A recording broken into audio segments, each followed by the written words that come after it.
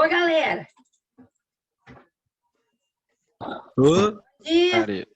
Bom dia, Maria. Bom dia.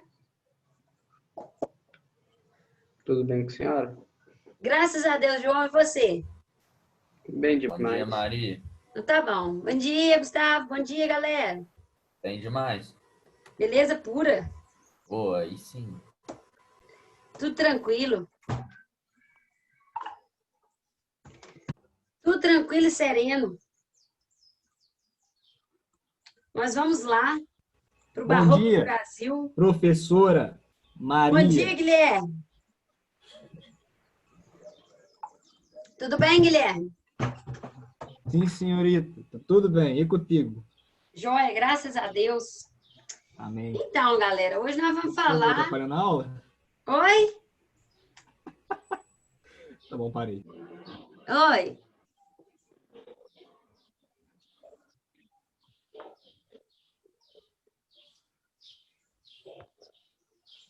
O que foi, Guilherme? Fala comigo. Não está atrapalhando a aula, não. Aqui. Hoje eu vou falar de barroco no Brasil. Barroco no Brasil. Vamos falar de Padre Antônio Vieira e Gregório de Matos na literatura. Nós vamos falar de Aleijadinho e Mestre Ataíde na escultura, arquitetura e pintura. Ok? Ó, apostila de vocês, página 137, começa o Barroco no Brasil. Vocês já deram uma focada aqui que eu pedi para vocês nesse quadro comparativo entre o classicismo e o barroco, né? Vocês perceberam que o belo, os tons universais do classicismo, a perfeição formal, a perfeição da forma na literatura e a perfeição das formas esculturais dos corpos deram lugar a uma mente conturbada. A preocupação agora não é com o belo, é com a transitoriedade da vida, né? O barroco tem esse tom pessimista que revela essa dualidade do homem barroco, né? Esse conflito entre o eu e o mundo. É uma tentativa de conciliar o espiritual com o material, ok? Olha, nós temos dois grandes nomes no Brasil. Padre Antônio Vieira. Oi, Sofia. Oi, Maria. Boa. Padre Muito Antônio bom. Vieira, na literatura, e o Gregório de Matos, o Boca do Inferno, porque falava, né? Ninguém escapava às suas críticas. Por isso que tem esse epíteto de Boca do Inferno. E o Padre Antônio Vieira com seus sermões barrocos, não é? E então a gente tem aqui o marco inicial do barroco no Brasil. É um livro do Bento Teixeira, lançado em 1601, chamado Prosopopeia. O nome do livro é esse, Prosopopeia, do Bento Teixeira, ok? O estilo barroco que veio para o Brasil é o estilo da Península Ibérica, né? Portugal e Espanha. Então, como tudo chega aqui com atraso, todas as correntes literárias, né? Nós já falamos disso, que nós temos um atraso de 500 anos, que aqui não houve classicismo, não houve trovadorismo, novela de cavalaria, não teve isso aqui. Então, o que acontecia na Europa vinha para cá. Então, chegou aqui no Brasil com esse barroco com um certo atraso. Lá já estava começando a acontecer arcadismo, o barroco estava chegando aqui ainda. Então, muitas vezes, esse estilo barroco, ele conviveu com outras características de tendências já da época. Então, houve uma certa mistura, né? Mas a gente vai ver que essa mistura de elementos estilísticos aí também em decorrência de vários escritores, escultores, pintores, que vinham para cá com esses ideais já renovados, né? Vinham da Europa para cá com esses ideais já renovados. Vinham da Espanha, Itália, França, para fazer pintura sobre o Brasil, né? E aí eles vinham com ideias, assim, muito novas já, né? Do que estava acontecendo aqui. Já vinham com ideais avançados. Por isso que, às vezes, havia essa mistura de elementos estilísticos, ok? Então, os dois grandes nomes aí, Padre Antônio Vieira e Gregório de Matos. A apostila de vocês traz uma imagem bastante bacana dos dois grandes nomes das obras pictóricas, né? Que é o mestre Ataíde, que é o cara da pintura, que fez essa Assunção da Virgem Maria aqui no teto da igreja de São Francisco em Ouro Preto. E o Aleijadinho fez a fachada, certo? É obra, é arquitetura do Aleijadinho essa fachada. E é obra do mestre Ataíde, a pintura no teto da nave da igreja, a pintura em 3D. Se você olhar direitinho aí, tem umas colunas na igreja que vão até certa altura. Depois dessa coluna, ela segue só em pintura, como se ela fosse em 3D, essa imagem, ok? Então, aqui nós temos duas grandes representações dos dois grandes nomes nas artes visuais, né? O Aleijadinho, com a sua fachada, e o mestre Ataíde com a beleza dessa pintura aí no teto. O Antônio Francisco Lisboa Aleijadinho tem duas obras, assim, fenomenais, né? Que é essa fachada da igreja aqui, de São Francisco, Igreja de São Francisco de Assis em Ouro Preto, e o complexo em Congonha de Campos, que tem os Passos de Cristo, tem os 12 profetas, e tudo isso junto com a paisagem, né? De Congonhas, que é uma colina, tudo fica numa colina, então isso embeleza muito a obra, sabe? O fato de ela estar localizada numa colina embeleza muito a obra também. Que é tudo feito em pedra e sabão. Já o mestre Ataíde, ele se notabilizou pelo uso do azul inconfundível, né? Que ele fazia. Vocês lembram que eu falei com vocês que esse povo fazia essas tintas aí de sangue humano, vermelho, né? Então, o mestre Ataíde, ele se tornou notável porque ele desenvolveu esse estilo rococó, que tem mais elegância dos traçados, né? Vocês vão ver aí que barroco tem uma fase chamada rococó. É mais elegância dos traçados, uma delicadeza muito grande, né? E o azul inconfundível, que só o mestre Ataíde usava. Só ele tinha esse azul, né, gente? Não sei por quê. Mas, outra característica dele é que ele trabalha muito as feições humanas nas pinturas dele, tá? O mestre Ataíde. Ok? Então, os dois grandes nomes das artes visuais aí, mestre Ataíde com a pintura e o Aleijadinho com a arquitetura e a escultura, beleza? Tendo a arquitetura, a representação aqui nessa igreja de São Francisco de Assis, e a escultura, o Congonhas de Campos de modo geral, o complexo de Congonhas, né? Bom Jesus do Matozinhos, em Congonhas. Congonhas de Minas, né? Congonhas de Campos, não, desculpa. Que são os 12 profetas, mais os Passos de Cristo. Ok? Agora nós vamos falar aí dos grandes nomes na literatura. Padre Antônio Vieira. Vieira e a astúcia com as palavras. Por que o Padre Antônio Vieira, era astuto com as palavras? Porque os sermões dele, as escrituras, serviam para sacralizar o que era o sermão dele. E os sermões dele, sem deixar de ser religioso, né, gente? Atingiam o viés político da época, certo? Então, ele era, além de padre, orador, missionário, político, né? Porque ele era envolvido com a política também, um diplomata, não é? O padre Antônio Vieira é tipo o Zé de Anchieta lá no quietismo, ele era considerado assim, quase que um mito, certo? Mas assim, foi um padre que viveu uma parte da sua vida no Brasil e foi muito importante para a nossa literatura, né? Escreveu uma compilação de vários sermões, esses sermões tinham o objetivo de moralizar mesmo as pessoas, tá certo? Ele critica, até o jeito de pregar de alguns padres, né? Porque tinha alguns padres que faziam pregações somente, tipo na aristocracia, sabe? Eram os padres que pregavam só para os ricos. E esses padres, como se diz o Vieira, eles falavam o que os fiéis queriam ouvir.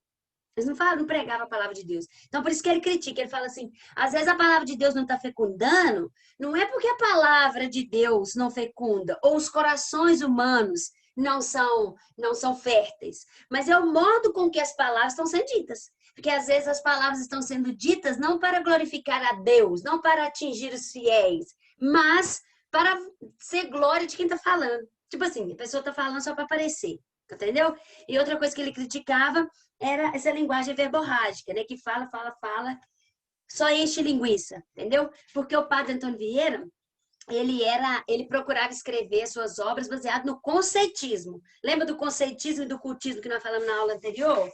Aqui, ó, falamos aqui na página 136. O cultismo ou gongorismo, né, do Luiz de Gôngora, É uma linguagem culta, altamente estilística, linguagem muito rebuscada, com jogo de palavras, né? Predominância do sentido sobre o raciocínio. O padre Antônio Vieira não, era o contrário. Ele pregava pelo conceitismo, né? As analogias que ele fazia, que vai chamar o homem de peixe, para comparar o homem a peixe, no sermão de Santo Antônio aos peixes.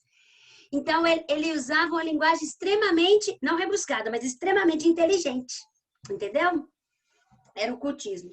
Então, ele critica esse jeito de pregar, né? Dos outros padres dominicanos, digamos assim, que existia também uma certa rivalidade ali entre os padres dominicanos e jesuítas para saber quem é que ia convencer mais fiéis, essa coisa toda. Então, aqui a apostila de vocês, ó, já traz aqui na página 139, vocês acompanham aí comigo? Um dos motivos pelos quais ele se embrenhava na política é a situação da escravização do índio, né? Ó, a escravização do índio nos trabalhos dos engenhos, para ele, era uma coisa inaceitável. Então, é claro que ele vai arrumar problema, que ele está vivendo numa sociedade escravocrata, não é? Para ele, essa escravização do índio é um pecado muito grande, realmente é, né? A exploração do homem pelo homem. Então, ele fala o sermão das tentações. Os sermões dele, assim, tem uns nomes espetaculosos, né? Igual o nome de investigação da Polícia Civil. Não tem aqueles nomes mais fenomenais possíveis? Pois é. Então, os sermões dele também tem esses nomes, né? É a inteligência, é a astúcia do Vieira, ok? Olha, ele escreve no Sermão das Tentações assim: se vos perguntam acaso, por que não vendeis a vossa fazenda por menos do que vale? Dizeis que não a quereis queimar. E quereis queimar a vossa alma, vendendo-a pelo vil preço do pecado? Ainda mal. Por que a vez de queimar e por que há de arder eternamente? Ou seja, aqui ele faz uma analogia, né? Você não vende a sua fazenda por um preço menor do que ela vale. Mas você está vendendo a sua alma quando você está escravizando o pobre do índio para trabalhar na sua fazenda. Entende? Então, a partir dessas correspondências alegóricas que ele vai fazendo, e essas analogias, ele vai explicando as ideias dele, né? Isso que é uma ideia extremamente inteligente. Um outro recurso que ele usa, né? Como eu falei, a analogia entre peixe e homem, no Sermão de Santo Antônio aos Peixes, que ele compara o peixe com o homem. E ele fala, primeiro ele fala assim, né? Já que os homens não querem me ouvir, ouçam-me peixes. Então, ele se dirige aos peixes, né? Ele fala com os peixes assim, mas na verdade critica aos homens, né? Esse sermão é dividido em duas partes. Na primeira parte, ele louva as qualidades dos peixes, ou seja, dos homens. Na segunda parte, ele repreende os vícios dos peixes, né? Ou seja, repreende os vícios dos homens. Aí ele fala assim com os peixes. Como é que é? O que me desedifica de vós, peixes, é que comeis uns aos outros. E como se não bastasse, né? Vocês comerem os da própria espécie, os grandes comem os pequenos.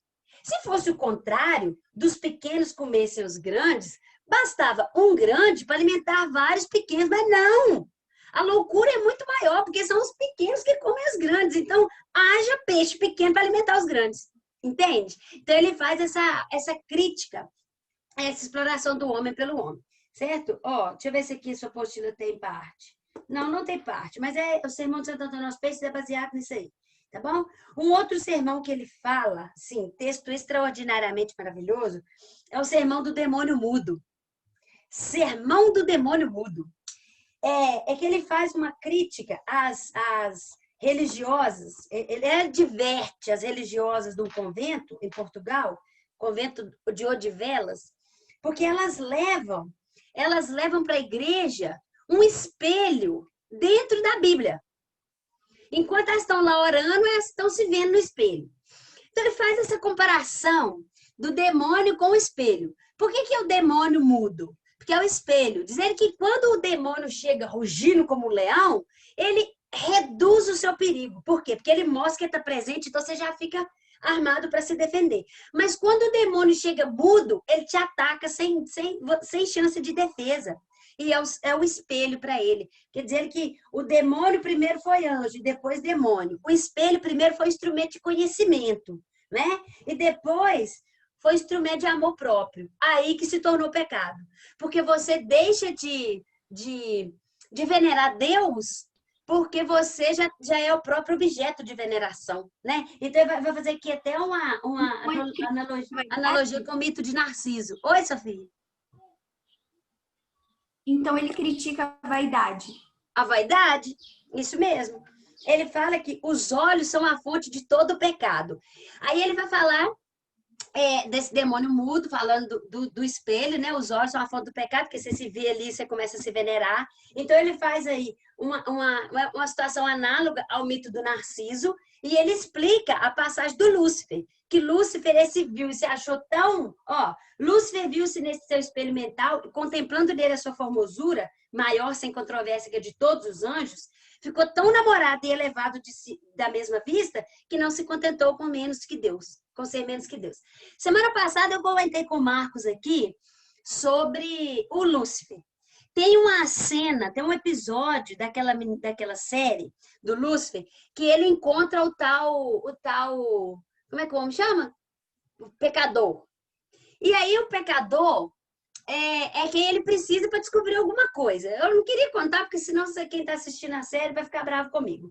Mas o lance é o seguinte, como ele fala aqui que os olhos são a fonte do pecado, a tentação do espelho é superior à da serpente, né? Porque ele fala que os olhos são a fonte de todo pecado. Tem uma parte na Bíblia que fala assim, se os seus olhos te levem a pecar, arranque-os e lance-os no fogo. É melhor entrar no céu sem os olhos do que ir para o inferno enxergando.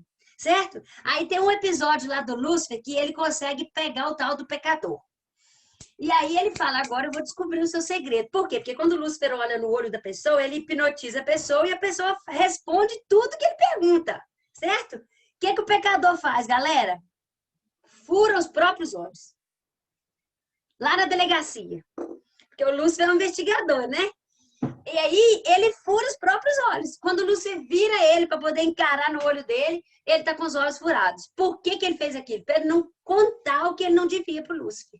Então, é uma analogia bíblica, tá certo? E é uma analogia com isso aqui que nós estamos falando do sermão do Padre Antônio Vieira. Que os olhos são a fonte de todo o pecado.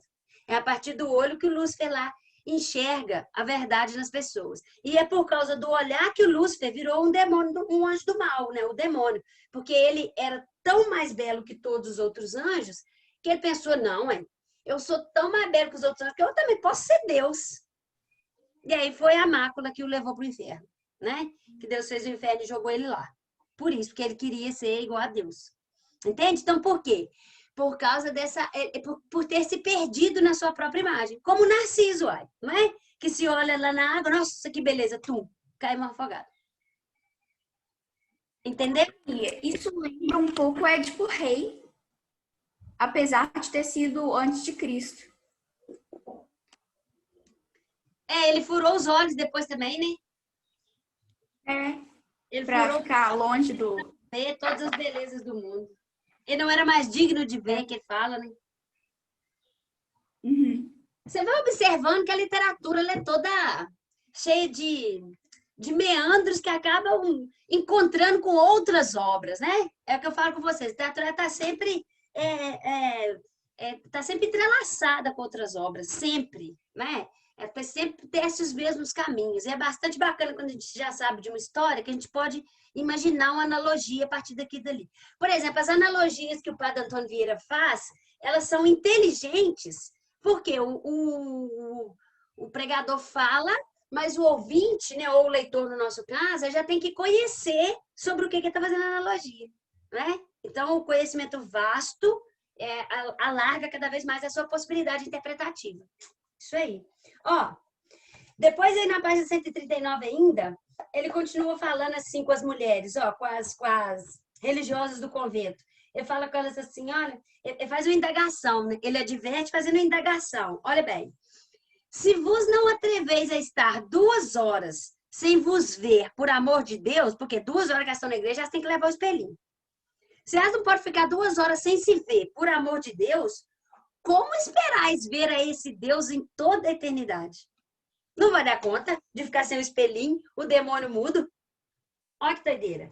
Gente, ele está condenando todo o espelho? Não, não é isso. Né? O que ele condena é o ato de a pessoa assim, vai descer demais, né? E enxergar a si própria. Isso é até uma crítica à sociedade egocentrista que a gente vive. Não é? Pessoas que são muito egocêntricas, só pensam nela mesma. O mundo gira em torno dela. Né? Não é capaz de sair de si e enxergar o outro.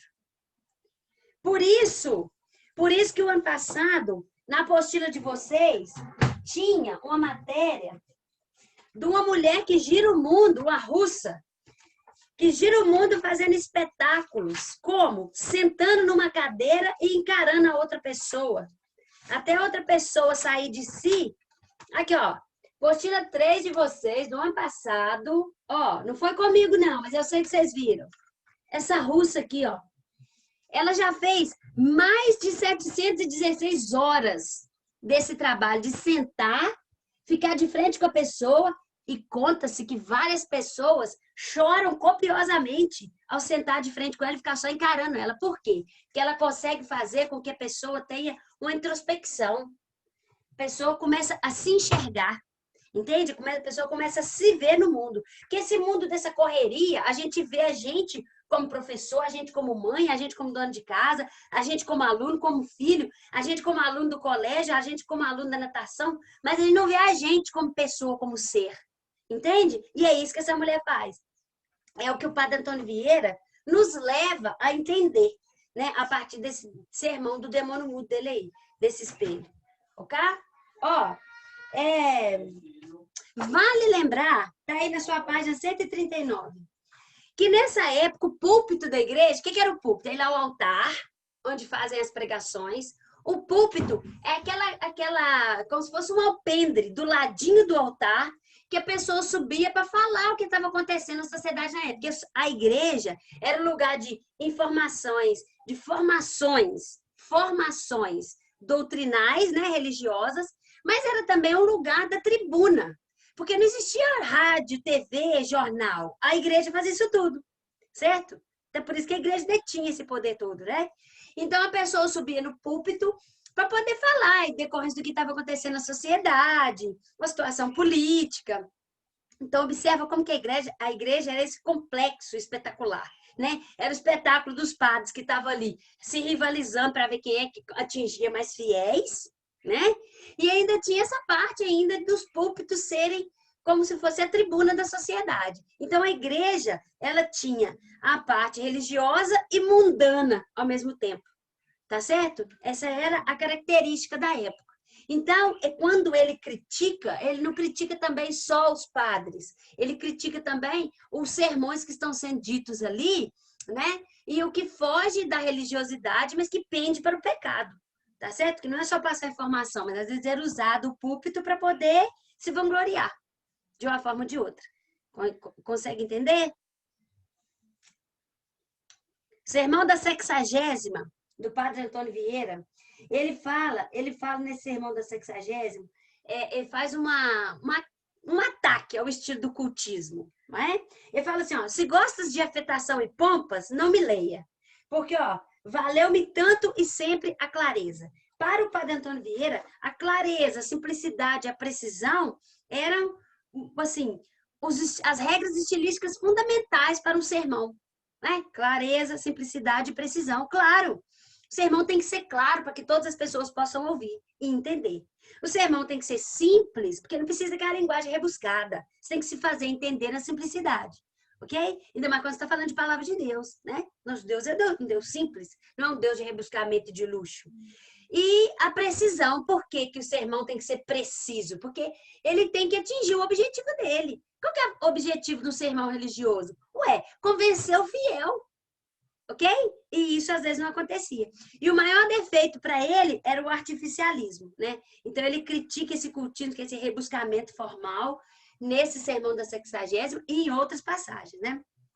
Ele fala assim, olha,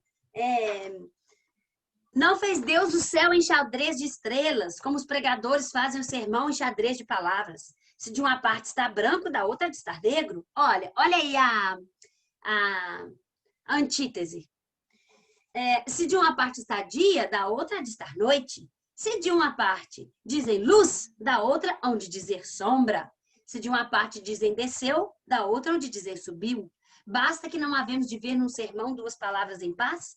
Então ele faz essa crítica a esse jogo de palavras, esse rebuscamento, essa linguagem verborrágica, como eu falei, né? Que os fiéis acabavam não entendendo nada que estava sendo dito, né? Tinha que ser, o sermão tem que ser claro, tem que ser preciso, ok? Ó, então ele procura aí utilizar-se do conceptismo, né? Ou conceitismo, para poder explicar suas ideias sofisticadamente inteligentes, e não palavras rebuscadas, tá certo? São grandezas de ordem intelectual, né? A pessoa tem que ser inteligente para entender o que ele fala. Pedi para vocês fazerem esse exercício 3 e 4 aí, da 140? Ainda não. Não? Então vamos lá. Ó, volte à citação do início do tópico 4.1 e leia com atenção. É aqui quando ele fala do todo homem que pode restituir a liberdade não restitui. Cadê, ó? Ah, tá aqui, ó. Logo aqui no comecinho, do ladinho da fotinha dele, aqui, ó. Eu até comentei disso aqui com vocês na aula anterior. Todo homem que deve servir sua liberdade alheia e podendo-a restituir, não restitui, é certo que se condena. Todos ou quase todos os homens do Maranhão devem serviços e liberdades alheias. E podendo restituir, não restitui. É aquela premissa que eu falei com vocês, que é o silogismo, né? Que é o raciocínio dedutivo a partir de duas ideias verdadeiras. Eu tenho duas premissas e a partir dessas duas eu tenho uma conclusão. E ele já nos deu a conclusão. Logo, todos ou quase todos se condenam. Todos os homens do Maranhão que devem servir se não pagam estão se condenando. Tá. A primeira proposição diz que todo homem que pode restituir a liberdade à lei e não o faz se condena. A segunda proposição diz que todos os homens do Maranhão podem restituir a liberdade, dos escravos no caso, né? E não o fazem. Logo, esses homens estão condenados. É a terceira proposição, caráter conclusivo. Há nesse trecho um claro exemplo de silogismo. Com base nesse trecho do sermão do padre Antônio Vieira, explica com suas palavras o conceito de silogismo. É o que eu falei para vocês na aula anterior, né? A partir de duas premissas, silogismo é o raciocínio dedutivo a partir de duas premissas, ou seja, duas verdades indiscutíveis. A partir dessas duas verdades, eu tenho uma terceira, que é a conclusão. Ok? É isso que é o silogismo. Nós já falamos na aula anterior. Tá certo? Eu vou escrever. Eu gosto de escrever. Exercício de aprendizagem. Número 3.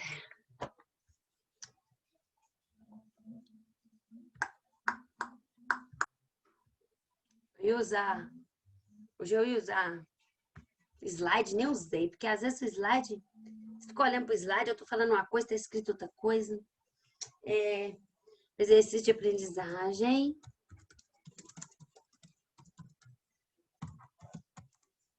Página. Qual que é a página mesmo? 140.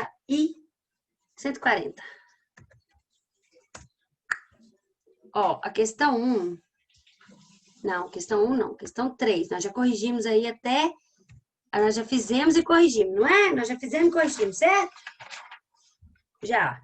1 e 2, que falavam sobre as obras pictóricas. Então, a letra A perguntou pra gente com as nossas palavras o que é silogismo. Então, com base nisso daqui e no que nós já vimos, ó, com base na citação,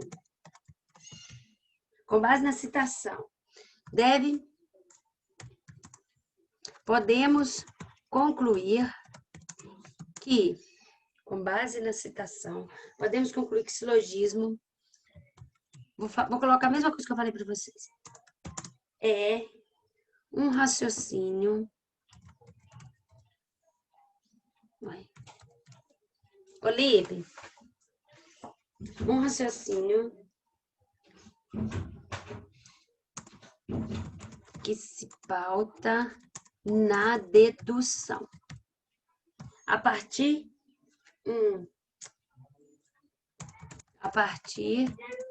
de duas premissas. Oi. A partir de duas premissas, se chega a uma conclusão.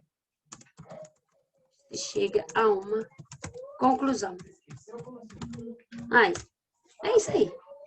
Basicamente. Ok? Questão B. A questão B, letra B. Comente como a utilização do recurso retórico silogismo contribui como estratégia de convencimento do público-alvo. Ele explica o abstrato a partir do concreto. É essa a ideia que ele tem, né? Como esse silogismo é um raciocínio de lógica, ele usa com fins argumentativos. Ele comprova sua argumentação abstrata a partir de uma explicação de um silogismo de alguma coisa concreta. Então, vamos lá. Como o silogismo é um exercício de lógica, o próprio nome já diz, né? Silogismo. Como o silogismo é um exercício de lógica,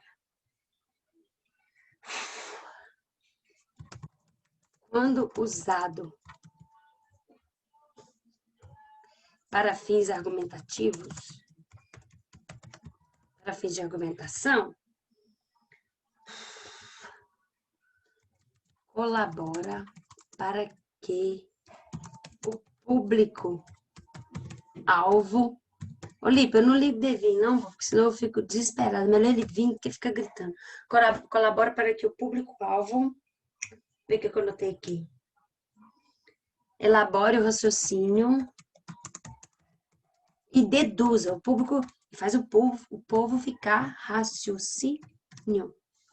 Para que o público-alvo elabore o raciocínio.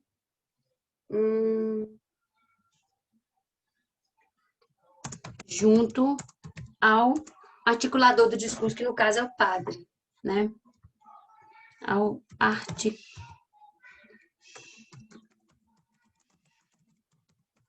Ou seja, o povo vai entendendo o que ele está falando, acompanha junto com ele, entendeu?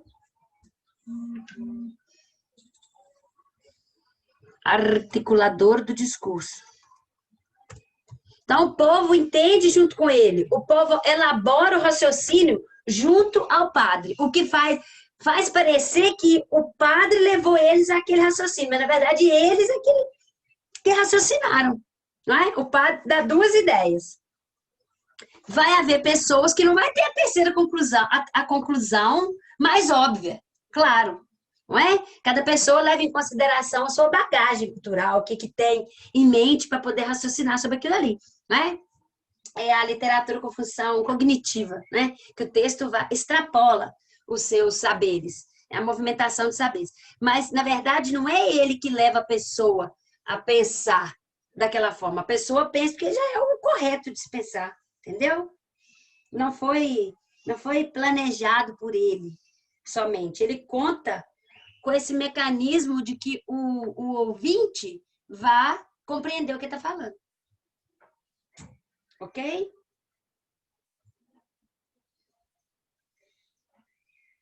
Isso torna talvez um mecanismo de convencimento. Esse recurso é um mecanismo de convencimento. Letra C. Alguém me chamou? Não, é que você perguntou se estava tudo certo, eu falei que estava tudo ok.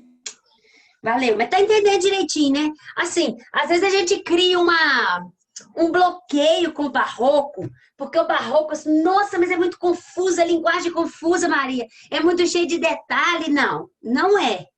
A gente vai entendendo devagarzinho, né? Eu tenho que ir falando aos poucos com vocês verem as características na pintura, na arquitetura, como é que a gente tem esse paradoxo, essa antítese na arquitetura, como eu mostrei para vocês, né? Uma fachada simples, lá dentro é tudo suntuoso, né? Na linguagem literária é mais fácil, que é a nossa praia, ok? Mas é um pouco mais complicado, às vezes, de se perceber nas culturas, né? Nas pinturas, mas nas artes visuais de um modo geral. Mas a gente vai devagarzinho e a gente vai conseguindo entender e captar todas as características da corrente literária, né? Ainda mais depois que você entende que o barroco é a arte da Contra-Reforma, né? Que foi usado para poder trazer de volta os fiéis. Então, você começa a perceber por que esse homem barroco vive essa dualidade, né? Por que há essa tentativa de reconciliação entre o material e o espiritual? Porque é isso que o homem barroco vive, né? Ele já descobriu que ele é dono do seu próprio nariz com as grandes navegações que podem enriquecê-lo, mas ele sabe, como eu falei para vocês, que o maior tesouro que tem que juntar é onde a traça não corrói. Então ele fica ali naquela, né? Hoje o espírito barroco não abandonou a humanidade. O espírito barroco acompanha o homem, o ser humano, de um modo geral. Às vezes o homem tem até uma vida dúbia, né? Reza, pega a palavra de Deus, mas não faz o bem para o seu funcionário. Mas extrapola onde não deveria com o seu funcionário. Então está tendo uma vida dúbia. Ok? Fala uma coisa, mas faz outra. Tenta viver uma coisa na igreja. Porque não pode ser só o cristão da igreja no domingo, né? A igreja no domingo tem que permanecer essa manteira. O espírito igreja, entendeu? O que eu tô falando que é o homem barroco que ainda persiste? Não é? Ainda persiste no ser humano ainda. Letra C. A letra C perguntou o seguinte. O sermão é um discurso religioso que possui uma finalidade didática e moralizante. Não é? É para ensinar e convencer sobre uma ideia. Indique o tema e o objetivo específico desse sermão do Vieira. Ô, gente, nós estamos falando aqui, ó. Todo homem que deve alguma coisa, serviço ou liberdade alheia e não restitui, tarará. Qual que é o tema em questão? Ele critica a escravidão dos gentios. Então, o tema em questão é a liberdade dos escravos. Não é? Cuidado, porque vocês não vendem a fazenda de vocês por um valor muito baixo, mas vocês estão vendendo a alma de vocês para o inferno, quando vocês estão escravizando os pobres dos indígenas, aí, escravizando de todas as formas possíveis. O tema é a questão da liberdade dos escravos, né? E o objetivo, então? E o objetivo é convencer. E o objetivo é convencer. Vamos colocar as pessoas que têm poder, né? Todo mundo tem poderes para promover a liberdade. Tem poderes para promover a liberdade, mas não o fazem.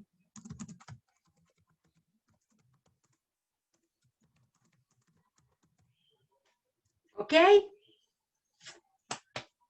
Ok. Isso aí, galera.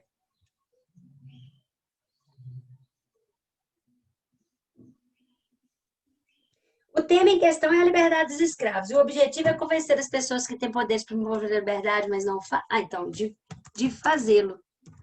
Promover a liberdade não faz, mas de fazê-lo. Convencer de fazer o que não faz. Entendeu? Ok? A questão 4. Vai dar tempo? Vai, 2 minutos. Em geral, Padre Antônio Vieira, em sua escrita, defende não apenas uma teoria do sermão, mas também a teoria de um estilo literário, o barroco. Ele foi tanto um grande sacerdote jesuíta, quanto um artista da palavra. Ô, gente, para ele, ó, falar é agir. Artista da palavra. Observe a seguir um exemplo do conceitismo à luz do sermão da Sexagésima. Aqui o sermão da Sexagésima, um excerto, quando a gente pode perceber a característica muito grande do conceitismo. As palavras de Deus, pregadas no sentido em que Deus as disse, são palavras de Deus. Mas pregadas no sentido que nós queremos, não são palavras de Deus. Antes podem ser palavras do demônio. Se você interpreta de uma forma subjetiva, da forma que você quer, não vai ser palavra de Deus, não. Vai ser palavra do diabo. Entende? Que fala? Indica a diferença entre pregar a palavra de Deus, pregar palavras de Deus e pregar a palavra de Deus. O raciocínio dele é muito esperto mesmo, né, gente? Olha, esse artigo definido, o que é um artigo definido? Ele define pregar a palavra de Deus. Quer dizer que a palavra de Deus está pregando a palavra de Deus. Agora, quando você prega palavra de Deus, palavras ao vento. Pode ser palavra de Deus, mas está falando para o diabo. Quando é pregar a palavra de Deus. É quando você fala assim, olha, mas ele não é qualquer aluno, né? O aluno. Olha, o artigo definido o identifica aquele aluno ali como se não fosse qualquer um. Identifica, é o artigo definido, define o menino. Vamos lá. O artigo definido, vai dar tempo? Ih, não vai dar tempo não. Se não der tempo, beijo, beijo, eu deixo essa resposta lá no nosso grupo. O artigo definido